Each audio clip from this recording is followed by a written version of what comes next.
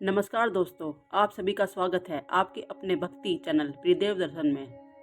आज हम आपको बताएंगे कि नवरात्रि क्यों मनाई जाती है और इसकी शुरुआत कैसे हुई। यह सिर्फ एक त्योहार नहीं बल्कि अच्छाई की बुराई पर जीत की कहानी है।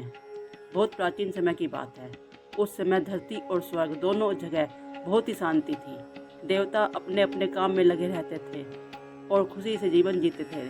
लेकिन धीरे धीरे एक ऐसा समय आया जब एक शक्तिशाली दानव ने पूरी सृष्टि में आतंक फैला दिया।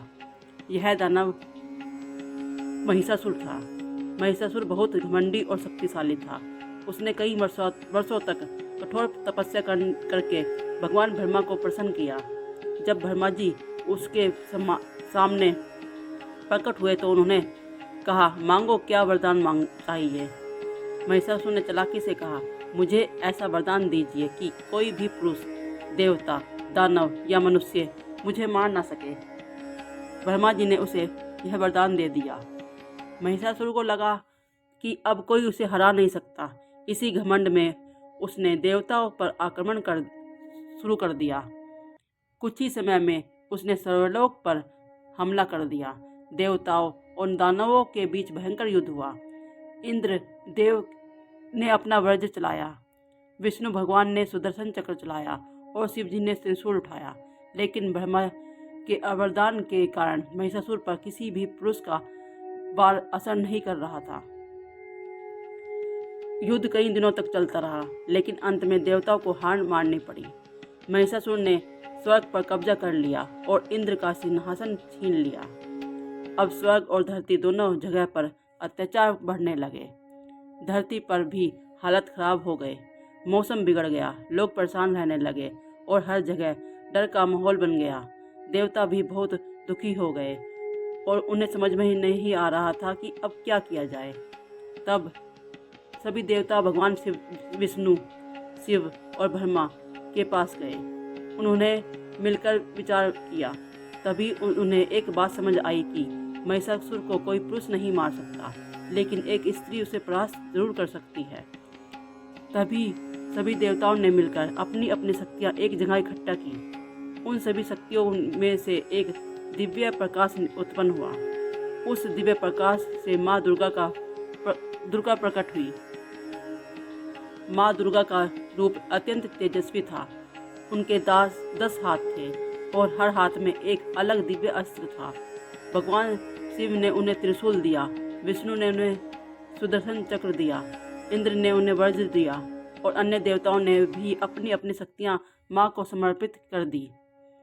हिमालय के राजा ने माँ दुर्गा को एक दिव्य शेर दिया, उनका वाहन बना। माँ दुर्गा शेर पर सवार होकर महिषासुर से युद्ध करने के लिए निकल पड़ी। जब महिषासुर को यह खबर मिली तो वह पहले से हंसा। उसे लगा कि एक स्त्री उसका क्या बिगाड़ सकती है, लेकिन जल्द ही उसे अपनी गलती का एहसास हो गया। माँ दुर्गा और महिषासुर के बीच भयंकर युद्ध शुरू होगा।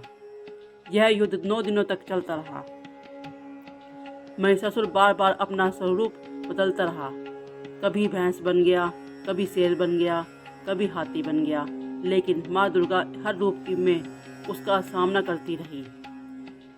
आखिरकार 9वें दिन माँ दुर्गा ने अपने त्रिशूल से महिषासुर का वध कर दिया। जैसे ही महिषासुर मारा गया, पूरी सृष्टि में खुशी फैल गई। देवताओं ने माँ दुर्गा की जय जयकार की और धरती पर भी लोगों ने उत्सव मनाया। तभी से हर साल 9 दिनों तक माँ दुर्गा की पूजा की जाती है। इन 9 दिनों को ही हम नवरात्रि कहते हैं। नवरात्रि के इन 9 दिनों में माँ दुर्गा के 9 अलग अलग रूपों की पूजा की जाती है। पहले दिन माँ शैलपुत्री, दूसरे दिन ब्रह्मचारिणी, तीसरे दिन चंद्रघंटा, चौथे दिन कुष्मांडा, 5वें दिन स्कंद माता, 6ठे दिन कात्यायनी, 7वें दिन कालरात्रि, 8वें दिन महागौरी और 9वें दिन सिद्धिदात्री की पूजा की जाती है। इन 9 दिनों में भक्त व्रत रखते हैं, पूजा करते हैं और माँ दुर्गा से शुद्ध सुख, समृद्धि और शक्ति की प्रार्थना करते हैं। नवरात्रि हमें यह सिखाती है कि अहंकार और बुराई चाहे कितनी भी शक्तिशाली क्यों न हो, अंत में जीत हमेशा अच्छाई की ही होती है। साथ ही यह पर्व हमें स्त्री शक्ति का सम्मान करना भी सिखाती है। तो दोस्तों, यही कारण है कि हर साल नवरात्रि का पवित्र त्योहार बड़े श्रद्धा और भक्ति के साथ मनाया जाता है। अगर आपको माँ दुर्गा की यह पावन कथा अच्छी लगी हो तो वीडियो को लाइक करें। ऐसे ही भक्ति के से भरे वीडियो को देखने के लिए हमारे चैनल प्रियदेव दर्शन को सब्सक्राइब करना ना भूलें। जय माता दी, जय माँ दुर्गा।